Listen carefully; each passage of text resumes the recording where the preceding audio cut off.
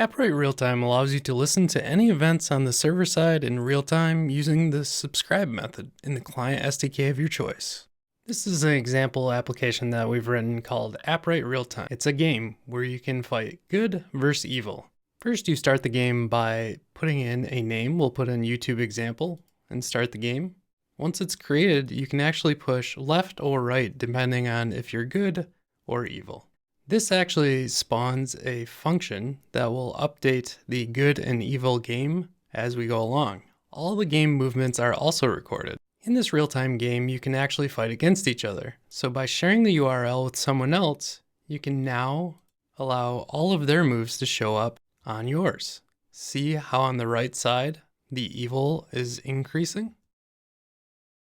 And on the left, the good is increasing on both screens. This is by using subscriptions in our real-time application. Here I've opened the Appwrite Console on my local host. You can see that we have a project called Appwrite Realtime. Within the Appwrite Realtime, we have databases. We've set up one database called Appwrite Realtime Database. Within that, 2 collections. As you can see, we have a game. This first game right here is called YouTube Example. This is the one we're looking at. And as you can see, we're recording good and evil as we go along. In the moves collection, we record the game ID as well as the good or evil that has occurred during the move.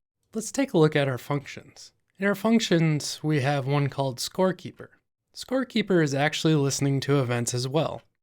So when we take a look at Scorekeeper's settings, for this event, we're looking specifically for when documents are created in the moves collection. There are many possible channels to listen for events. This provides a great deal of flexibility for any need that you might have. However, all of our services provide real-time updates, so you could listen to a function execution or database update. Here you can see we have a simple Next.js application.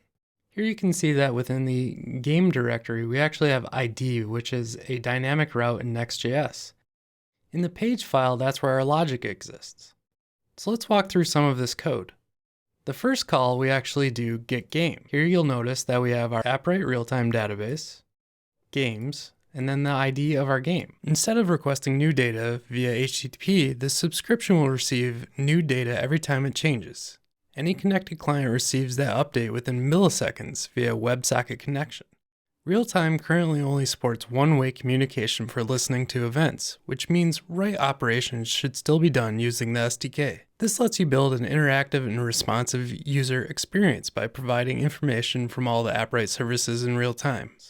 We have one subscription that is listening for the game updates, similar to how we looked at the function that is triggered by each event.